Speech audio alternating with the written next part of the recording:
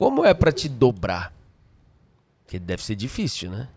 No sentido do raciocínio? Por exemplo, estava sendo o o filho adolescente, porque tem essa, né? Porque quem tá assistindo, quem assiste por aí sabe. Tenta vindo aquela coisa e você... mas e aí dobra, você para e você sabe aquela... Não, você sabe todos os caminhos, leitura... Fui dobrado muitas vezes, claro. Você é dobrado pelo afeto, pelo convencimento, dobrado pela inteligência. Em vários momentos eu fui dobrado e admiti depois ser dobrado, porque aquilo era absolutamente... Coração. Inteligente. Sabe quando alguém te conta uma história tão estranha na rua e te pede algum dinheiro, que você dá o dinheiro pelo espetáculo, né? E não pelo esforço, e não pela razão. Sim, você dá a história você é tão merece, bem contada que aquilo é merecido. É merecido. Várias vezes eu fui capaz de passar para alguém algum dinheiro por conta de uma história, pela beleza, a narração, né, a costura daquilo. Sim, nem se importaria se era verdade ou não. É pelo... Sim. O mesmo vale, sim, dobrado em vários momentos. Uma das coisas é, nessa idade, não esquecer que, como diz o Corpo de Bombeiros, todo animal precisa de rota de fuga. Todo animal acuado, o bombeiro ensina isso e sabe isso. Ele precisa enxergar uma rota de fuga.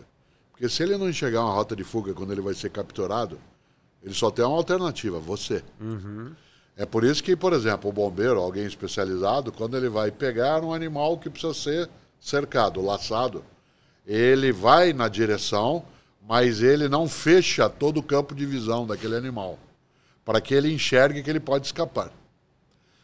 A mesma coisa vale em relação a pessoas. Excelente. Se eu não tenho a percepção de que eu tenho alguma rota de fuga, eu vou para cima de você.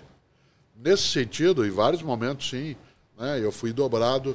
E, por exemplo, nunca qualquer tipo de responsabilização, que a gente pode chamar de castigo, seja lá o que for, qualquer tipo de responsabilização, ela nunca era definitiva.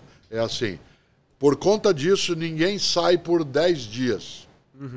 Ponto. Mas era negociável. Depois de 3 dias era possível argumentar. Pai, podemos negociar, conversar? Então vamos. O que você oferece?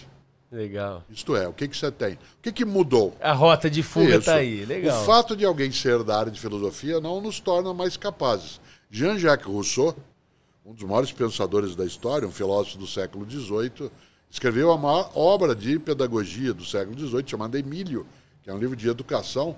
Ele teve muito mais de 8 filhos e não criou nenhum.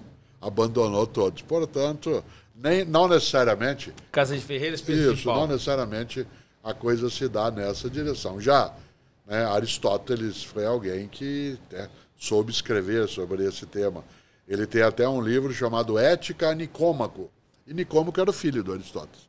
Escreveu um livro sobre ética para, né, o próprio filho.